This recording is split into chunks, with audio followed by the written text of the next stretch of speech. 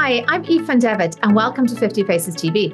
This is a special episode where we are going straight to Baku, where Olga Hancock, who is Head of Responsible Investment at the Church Commissioners for England, as well as co-chair of the policy workstream of the Net Zero Asset Owners Alliance, is on the ground attending COP29. This is her last day at the conference, so we wanted to chat with her about what she thinks has been achieved, as well as where she has hope for the future. Welcome, Olga. Great to see you here. Thank you for having me.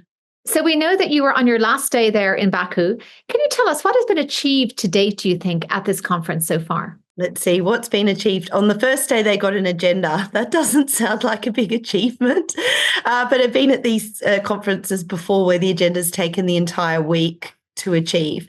And the reason is agreeing what fits under each agenda item is incredibly political.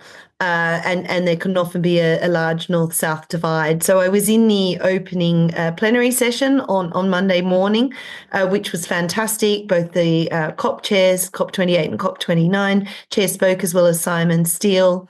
And that was quite moving because he showed a picture of his neighbour's house in Grenada, which had just been blown down by the recent hurricane there. So that was really tangible. But anyway, we went through those, and then they said a 5-minute break for the agenda, and then it was an hour, and then everybody got sent out. And luckily that evening it was resolved at 8:00, which is great. So that deadlock was broken. So there's a functioning conference moving forward because, as I said, that's not guaranteed. So all the agenda items are moving forward, and the negotiations all proceeded first thing on Tuesday morning. So that's the positive. It is happening.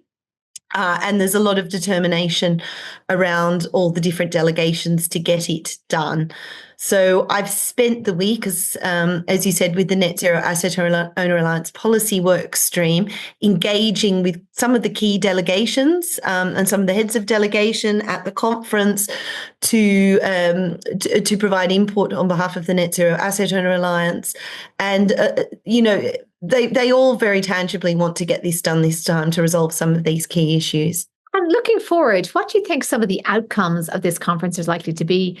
We are recording this November 14th, so we're still grappling with the impact of the likely new incoming administration in the US and what that means for the climate change agenda. What do you think the impact of this is going to be going forward for not only participants, but also investors and their policies? Yeah, I mean, there's 3 key issues being discussed at this conference, or 2 key issues, and then the NDCs following on from that, which are absolutely critical to finance, and particularly climate finance and sustainable finance. So the first one is the NCQG, which is the goal around financing of climate solutions primarily, and climate mitigation and adaptation in emerging and developing economies. That's to follow on from the 100 billion goal that we've had for a decade that just got met, and this is the 2025 goal onwards. So that's under intense negotiations at the moment, and there's a variety of views around the form of that and what inputs should go into that. And there's issues around whether and what form public finance or private finance should play in that.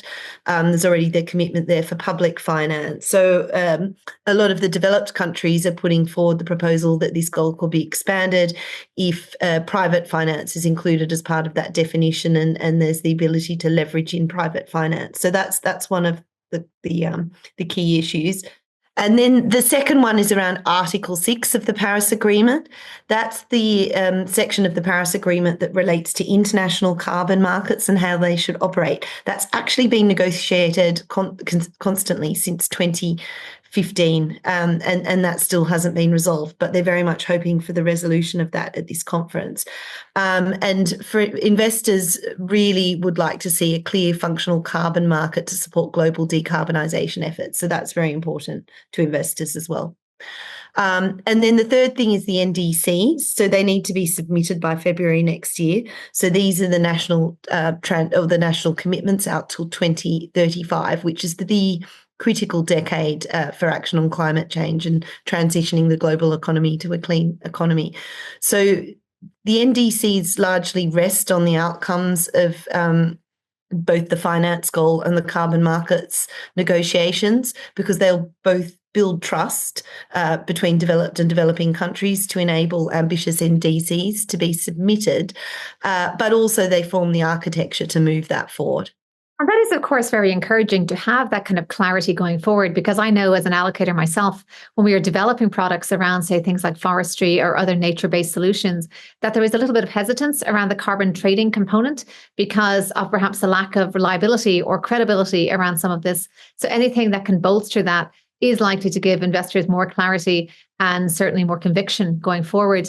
And now, as you're about to leave, any reasons for hope? Are you leaving filled with hope on the back of some of this positive momentum you've been discussing? I think there's a lot of momentum. A lot of the negotiating teams know each other, have worked together for years and years and years, and they really do want to get these things across the line. So that's quite hopeful. The other thing is, in the last week, I've just met the most brilliant people. I went to pick up my laptop last night after speaking at a side event in a conference room, and there was a man sitting there typing away, and he started to talk to me all about his time living in the former Soviet Union. He was a British man, and he was absolutely fascinating. And then someone else in the room said, "Do you know who he is?" And he was this famous journalist, Nick Gowing. And I was a bit embarrassed, but anyway, but he's not the only person like that I've met this week. I've met so many of the world's great minds at this conference, whether it be in science or academia or industry, and most importantly, people who work in government and public policy, ministers, etc., who are absolutely brilliant, and everybody wants to move this forward. So there's this incredible meeting of minds here of people wanting to solve this. So that makes me optimistic, despite the realpolitik, as you noted. Well, thank you so much, Olga. We'll let you get to bed now. Thank you so much for sharing your initial insights on the conference with us. Thank you for having me. I'm Aoife Devitt. Thank you for tuning in to 50 Faces TV. Remember, you can find us on YouTube or on the link on the 50 Faces Hub.